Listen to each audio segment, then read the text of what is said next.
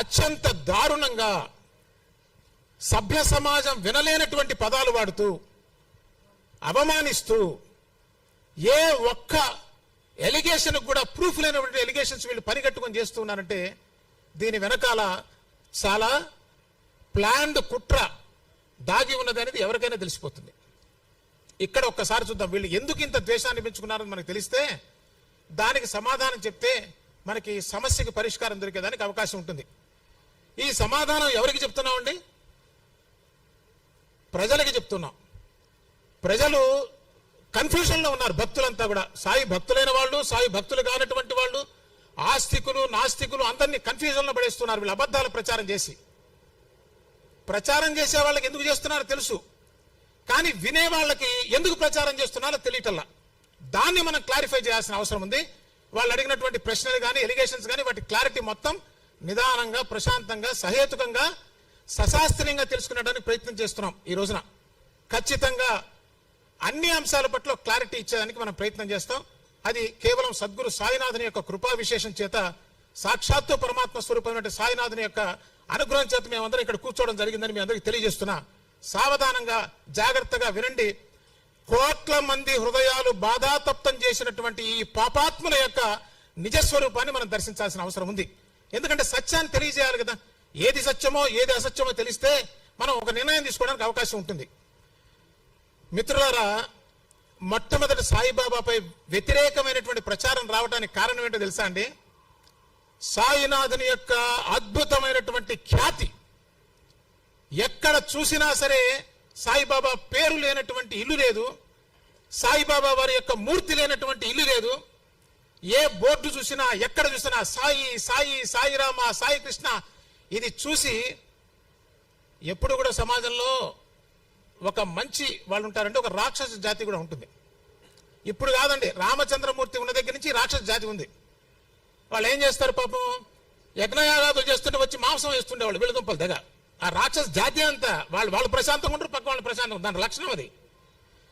ఏం చేశారు, రామచంద్రమూర్తి పోయి తాట తీశాడు. ఇప్పుడు జరుగుతున్నది కూడా అదే. కళకళలాడిపోతున్నాయి సాయిబాబా మందిరాలు. విపరీతమైనటువంటి ఆనందాన్ని పొందుతున్నారు ప్రజలు. వీళ్ళు ఎందుకు ఆనందంగా బ్రతకాలి?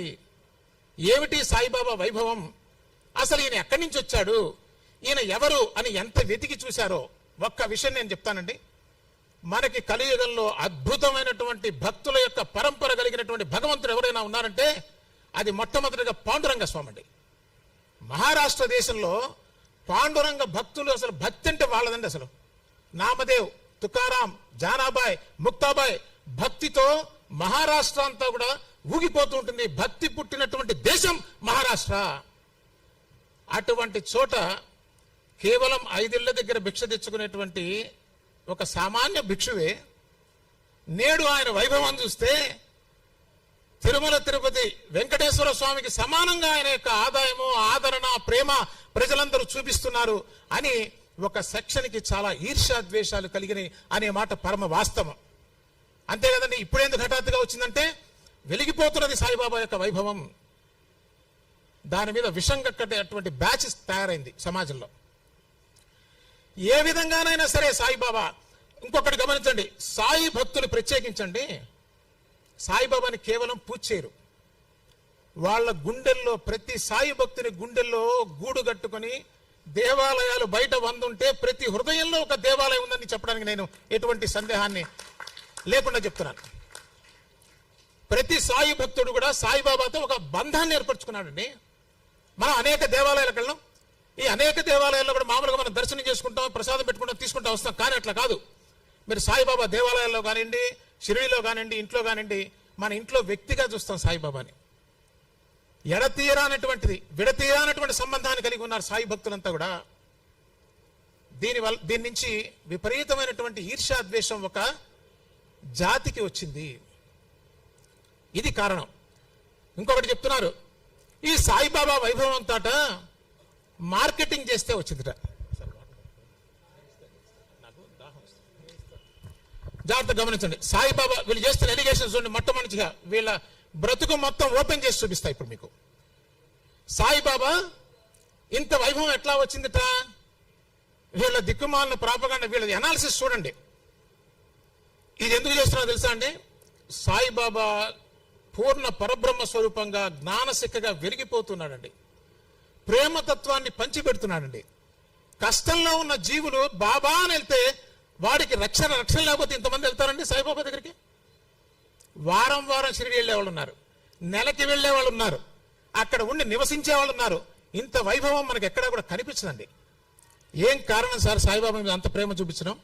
ఎందుకో చెప్పంటారా? ఈ కలియుగంలో బాబా నేను కష్టంలో ఉన్నానయ్యా అంటే అక్కున చేర్చుకునేటువంటి పరమాత్మ స్వరూపం అండి సాయిబాబా. ఈ ప్రేమ మధ్యలో వచ్చే శక్తి ఈ బ్రహ్మాది దేవతలకు కూడా ఎవరికి లేదు. ఎందుకంటే గురువు బ్రహ్మాది దేవతల కన్నా చాలా గొప్పవాడు. నాకు ఇష్టం అని చెప్పట్లేదండి, శాస్త్ర ప్రమాణం. ఇక్కడి నుంచి అని శాస్త్ర ప్రమాణమే మాట్లాడదాం. అంతటి వైభవాన్ని చూశారు జనాలు, అనుభవిస్తున్నారు, ఆనందిస్తున్నారు. జీవితాలంతా కూడా శోభాయమానంగా ఉన్నాయి. ఏ కష్టం వచ్చినా నేనుండని భయమేలా అని చెప్పారు సాయిబాబా. చాలా తేలికగా, ఎటువంటి కష్టం లేకుండా, ప్రేమని ప్రధానంగా, శ్రద్ధా సబూరి అనేటువంటి ఒక చిన్న మాటతో యావత్ ప్రపంచాన్ని కదిలించినటువంటి మహాత్ముడు సాయిబాబా. అది పరమాత్మ శక్తి కాదా? దానికి కోడిగుడ్డికి ఆయన దగ్గర చెప్పడానికి చెడేం లేదు. ఎట్లా ఆయన మీద బ్యాడ్ ప్రాపగాండా చేయాలంటే వాళ్ళు ఎంచుకున్నటువంటి ఒక దరిద్ర మార్గం ఏంటంటే అబద్ధాలను సృష్టించడం మొదలుపెట్టారు సార్. ఇది కారణం. మొట్టమొదటి అబద్ధం ఏంటో తెలుసా అండి? సాయిబాబా ఇంత ప్రఖ్యాతి కావడానికి మార్కెటింగ్, ప్రమోషన్. నిజమా? నేను ఛాలెంజ్ చేస్తున్నానయా, మీరందరూ చెప్తున్నారు కదా, నన్ను మార్కెటింగ్ చేయండి, నన్ను ఫేమస్ చేయండి, నన్ను దేవుణ్ణి చేయండి, మీకు బంపర్ ఆఫర్ ఇస్తున్నా. కలెక్షన్స్ కోసమే కదా మీ బాధ. బాబా దగ్గర డబ్బులు వస్తున్నాయి కదా మీ ఈర్ష్య. బాబా మందిరాలన్నీ కళకళ ఎలిగిపోతున్నాయని కదా మీరు ఏడుస్తున్నది.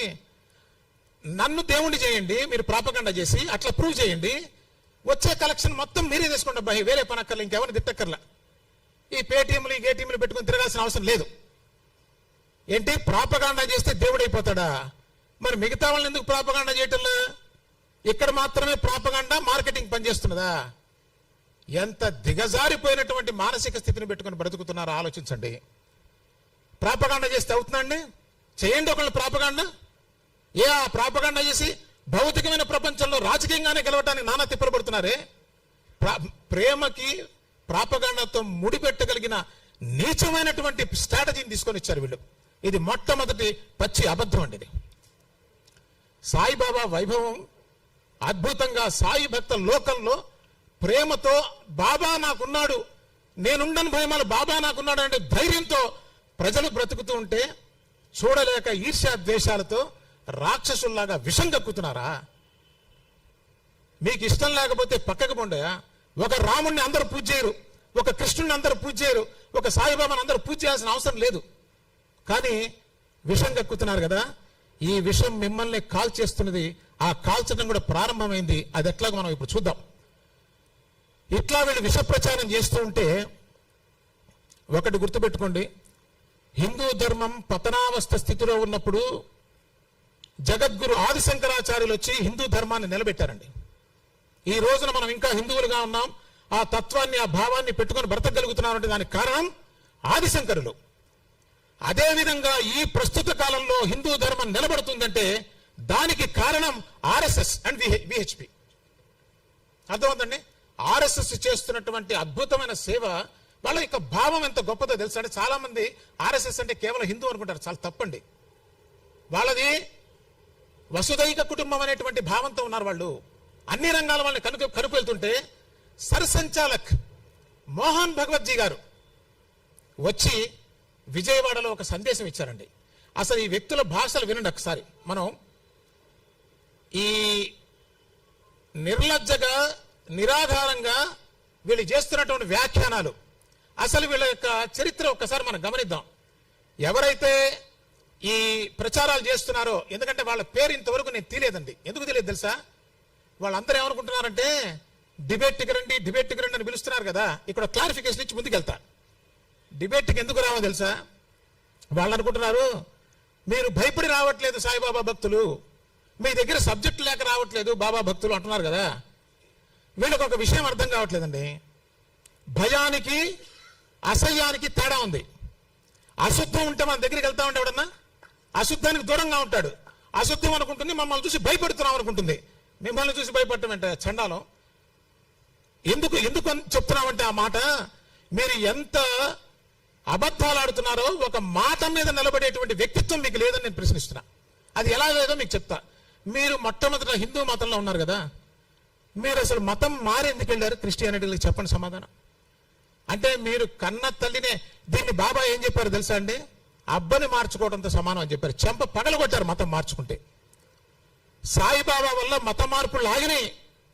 ఎంతో మంది సాయిబాబా పాదాల చెంత చేరి సేద తీరుతున్నారు. మత మార్పిడికి వ్యతిరేకమైనటువంటి సాయిబాబా తత్వాన్ని పట్టుకుని నీచాతి నీచంగా మాట్లాడతారా? మనం కుళ్ళిపోయి ఉన్నామండి. మన మనసులు కుళ్ళిపోయి ఉంటే నీకు కనిపించేది కూడా అట్లాగే కనిపిస్తున్నది. నీవు ఆల్రెడీ ఒకసారి మతం మారావు, ఒకసారి అబ్బను మార్చుకున్నావు. పోనీ అక్కడ ఉన్నావా, అక్కడ కొన్ని సంవత్సరాలు ఉన్నట్టున్నాడు, మళ్ళీ అక్కడ గిట్టుబాటు ఏం కాలేదో మరి ఏమో మనకు అర్థం కాలేదు. అసలు ఎందుకు పోయాడో తెలియదు. ఈ పోయిన వ్యక్తి అక్కడ లేడు, మళ్ళీ వెనక్కి వచ్చాడు. ఎందుకు వచ్చాడు? వచ్చినవాడు ఉన్నాడా? మళ్ళీ సాయిబాబాను పూజ చేశాట. ఎందుకు చేశావు తెలియదు. సాయిబాబాను పూజ చేయటం మానేశాట. ఎందుకు మానేశావు తెలియదు. మానేసినాడు ఊరుకున్నావా? మళ్ళీ తిట్టడం మొదలు పెట్టావు. ఏ రకమైన మనస్తత్వం ఉన్నటువంటి వాళ్ళు మీరు? పైగా ఈయన గారికి ఒక గురువు ఉన్నట్ట. ఇవన్నీ ప్లే చేసి కూడా చూపించవచ్చు, అందరికీ తెలిసిన విషయమే కాబట్టి. వద్దిపర్తి గారు ఈయన గురువుట.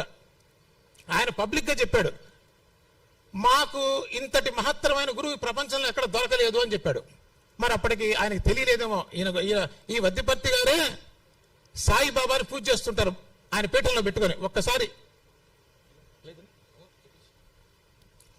అందరికి తెలిసిన విషయం కాబట్టి ప్లే చేయాల్సిన అవసరం లేదు, నేను చెప్తున్నాను.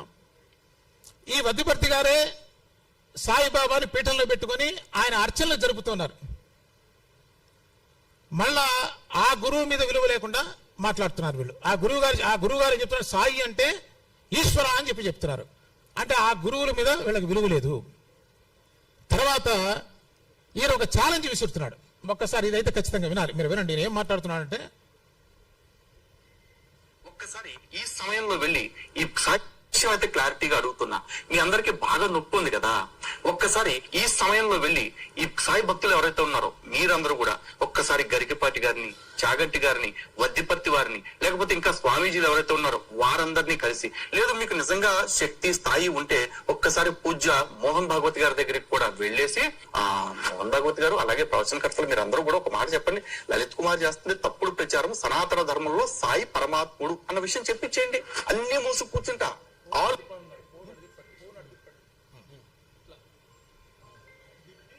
సరిపోద్దిరా, అయిపోద్దిగా. ఇప్పుడు ఏం చెప్తున్నాడండి, మోహన్ భగవత్జీ గారు చెప్తే నవరాంధ్రాలు మూసుకుంటానని చెప్పాడు. ఆయన భాష అట్లా ఉంటుంది, వాళ్ళ సంస్కారం అట్లా ఉంటుంది. ఇప్పుడు మోహన్ భగవత్ గారు ఏమంటున్నారు ఒకసారి వినండి. Shirdi Sai Baba trying to create split among Hindus. What is RSS opinion on this? Question by J. Madhusudan Gupta. So it is meaningless. Shirdi Sai Baba has been there for now about 250 years in Maharashtra. Hindus are not split there. Shirdi Sai Baba was one of the group of santas at that time, contemporary. The Gajanan Maharaj of Shegaon and some 3/4 who brought out the spiritual awakening among the common people. ఏం చెప్తున్నారండి? Group of సంతాస్.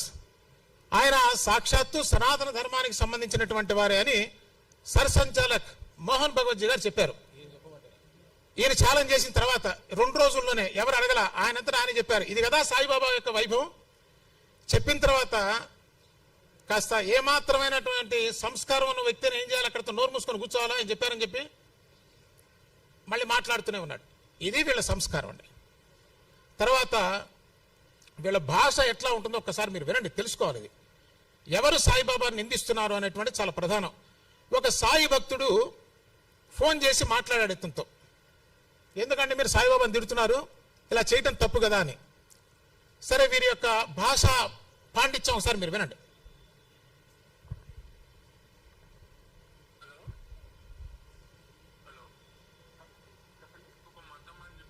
ప్రచారం చేస్తున్నారు కదా ఈ తప్పుడు ప్రచారము. కాదు, నువ్వు first నాకు మార్చి 31 దాకా టైం ఇచ్చావు. తర్వాత ఏప్రిల్ 5 తర్వాత నువ్వు సాయిబాబా గురించి వీడియో చేస్తే ఏప్రిల్ మీకు రెస్పాన్స్ అనేది వస్తుంది కదా. మీరు ఏప్రిల్ 5 అన్నావు. ఏప్రిల్ 5 కూడా ఇంకో వారమే ఉంది. కాదు ఒకసారి బాగా పక్కకు పెట్టు. నువ్వు చేసే ఎరుపు మాటలు మాట్లాడేవాడి పక్కకు పెట్టిండ్రా. నేను ప్రేమగా మాట్లాడుతుంటే నాకు బూతులు చెప్పింది నా బూతులు ఎందుకు అనుకుంటాను రా. సాయిబాబు మాట్లాడే బూతులు అయితే నేను నిన్ను తిట్టలేదు అనుకున్నావా? నేను తిట్టు స్టార్ట్ చేసి నీ చోలకెంచి రక్తం వస్తుంది రే. ఎంటుకోవాడక నువ్వు అమ్మ కుట్టలే? నీ అమ్మ కుట్టలే? సంసారం చేయకపోతే పుట్టలేదా నువ్వు? నువ్వు నీ అమ్మ అవి చాలా మరుహులన్న వాళ్ళు వినేటువంటి భాష కాదది.